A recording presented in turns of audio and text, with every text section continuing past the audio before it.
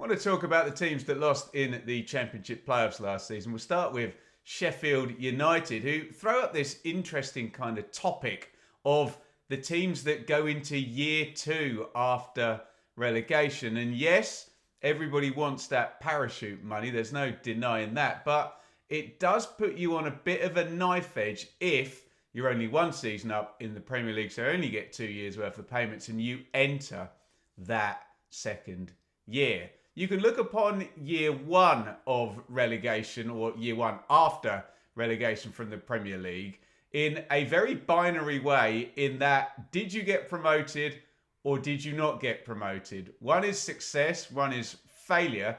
And if you were to do that, you would conclude that Sheffield United failed last season. That's the razor view with absolutely no nuance. It doesn't take a lot to add a bit of nuance and say, well, first and second got 100 points each, unprecedented high. Sheffield United scored 92 on pitch with the deduction, got all the way to the playoff final, were leading going into the sort of final 20-25 minutes and didn't get over the line. They couldn't have got much closer, but I accept if you're running it on a razor, did they succeed? Did they fail? Did they go up? Did they not? Not fail, all of those things. Which then puts us into the kind of ownership discussion, and COH Sport, who took over in December last year, clearly deemed that Chris Wilder failed because the kind of iconic Sheffield United manager, who obviously used to tell us in press conferences a lot that he was fan, player and manager, which to be fair is pretty unique, was out the door in summer. We spoke about that a lot. I'll link my thoughts and videos about that at the end of this one. Lots of briefing going on from whichever side you want to believe, but hey, we've done with that. The ship has sailed. Chris Wilder has gone. He will not be leading Sheffield United into year two. This tricky year. We'll talk about Ruben Cers in a minute. Why is it a tricky year? Well, if we take the 5-year period and we look at the teams that actually went into year two and didn't bounce back. So obviously 2 of those are Sheffield United and Luton. So that then puts us down to 4 years essentially, and 12 teams have been relegated that we've got data on in terms of a 2-year pool.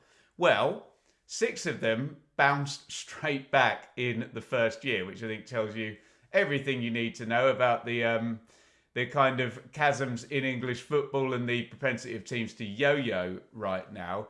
Of the 6 that went into year two, 3 of them were promoted in year two. And the problem is that the 3 that didn't get promoted are now going into years 4 and 5. So we've spoken a lot about binaries and about razor's edges. We can say on the basis of the last 5 years that if you do not make it back in year two, you're staying for 4 years or 5 years or more. We'll find out with those teams. And those teams we're talking about, obviously Leeds last year went into year two, kept the same manager, had a very big wage bill in year one and won the league. The previous season, Watford and Norwich were going into year two. Watford finished 15th. Woof, you don't want that. Norwich finished 6th and lost in the playoffs to a year one parachute team in Leeds at the time, who then obviously last season forwarded it on, went up. Go back one more year. West Brom finished in 9th. I think, was that possibly when, was it Steve Bruce? I can't remember. Too many championship years, too many championship clubs, too many teams yo-yoing. The one that year that's obviously highly pertinent, but Sheffield United went into year two. They finished 2nd under Paul Heckingbottom. So if you want the blueprint for how to do this, it's your own club, Sheffield United, and Bournemouth, exactly the same. They finished 2nd in their year two. So that was the season 19-20, they went down, and then obviously getting promoted then 2 years later in 21-22. So what we know also is don't finish in the playoffs in year 2. You have to do it automatically, says the data. So it is a big razor's edge for teams like Sheffield United going into year 2 after relegation. I've written down here Ruben Cers, big plus. Now we can debate whether Chris Wilder would be better and whether Ruben Cers is unproven. I like him. Obviously, he was at Southampton for a cup of tea, wasn't he? In massive adversity at Reading, he stood up and kept things moving. And I think the fact that Reading will probably be, now they've got over their ownership issues and moving on next season in League One, they'll probably be up and around the playoffs. Ended up finishing 7th last year and just missing out. I think a lot of that goes down to Sellers and how he carried the club. And look, Sellers got the job at Hull and got sacked by Hull. But we're at the point now with Mr. Ilachali at Hull where basically if he sacks you, you're probably a good manager.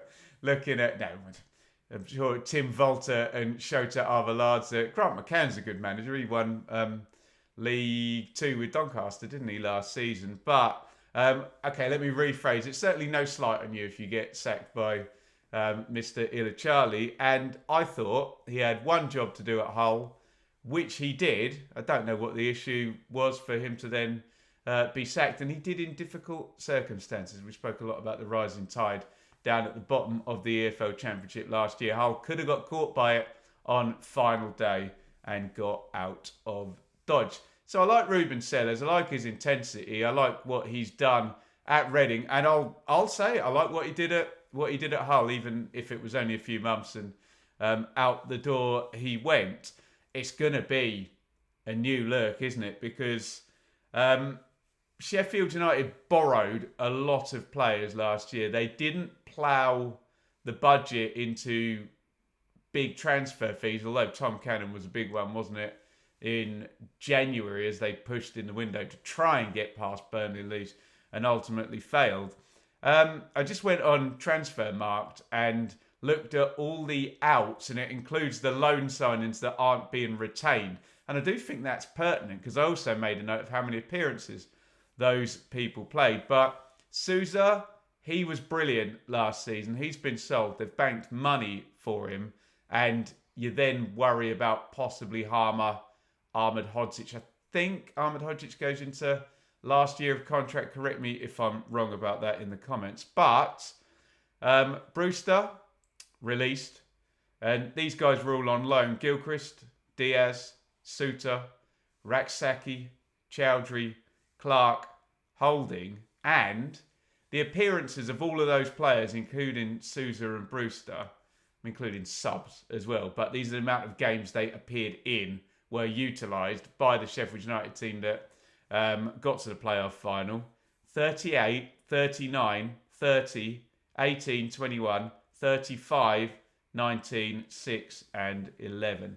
So a huge number of minutes played by Sheffield United players just need to be replaced. And yeah, you would worry if, well, one more of Ahmed Hodzic or Harmer left. And if both leave, it's basically a new team, isn't it? I suppose the one good thing is they've got young players to build around, and Peck probably got fast-tracked. That probably wasn't the plan last season after Arblaster's injury, so he will be back. Sariki was good as well.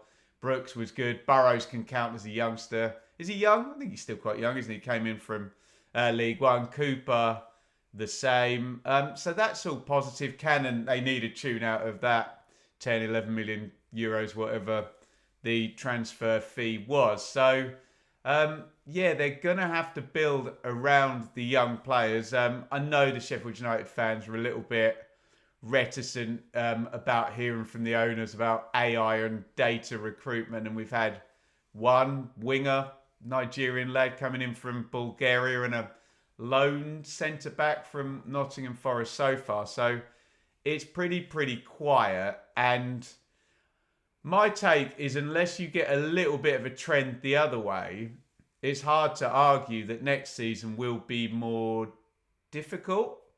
I mean, I suppose you can flip that and say, are positions 1 and 2 going to score 100 points?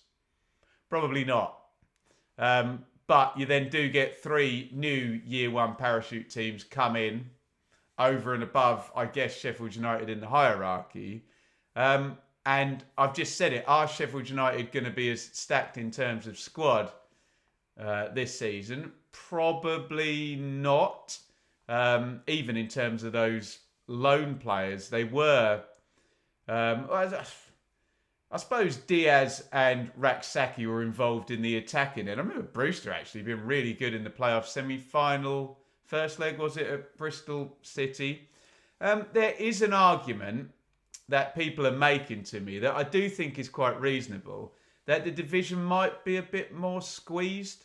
That if, say, I don't know, Derby improve, Hull improve, Birmingham and Wrexham come up and Charlton are a nuisance, then you get your 3 Year 1 parachute teams as well. Not everyone can improve, by the way, but there's an argument it could get more squeezed, and I've theorised many times about just all the points going into the top 4 and the complete lack of any consistency and quality in the middle of the table, then a rising tide at the bottom. Maybe we could get a more, quote, normal looking league table. That would play into Sheffield United's hands, because if it gets stretched, are they going to, and you know, the 3 teams that have come down are all piling on 90 points plus, then that's going to be hard for Sheffield United. Let me know your thoughts. I mean, I know I've done quite a few general theories there and looked at teams going into year 2, and the recent evidence tells us that you're either promoted and it has to be automatically, and it is half and half, or you're staying for 4 or 5 years, then that does make it a bit of a razor's edge, doesn't it? And let me know your thoughts on Sellers versus Wilder and a new look Sheffield United team competing in a division. Is it going to be more squeezed? It'll probably be the same amount of difficulty. I mean, people love to throw out every year. They tell me, oh, it's the worst championship ever. Every year I get told that.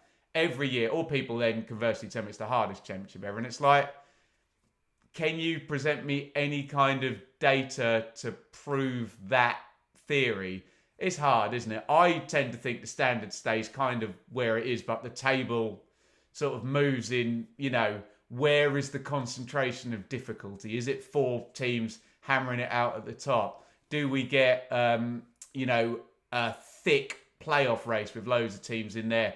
Ergo, those teams are probably taking points off the teams at the top. Or will the 4 at the top, it tends to have been the last couple of years, just be beating everybody? Then you don't get a mid-table, etc., etc. And, we get these mad chasers at the end of the season. But what are we going to get? And to focus in on Sheffield United, I suppose the simplistic question is, if we do it down the middle, will they get promoted? And history says that would have to be automatically. Or are they staying for 4, 5 or more years back in the Championship?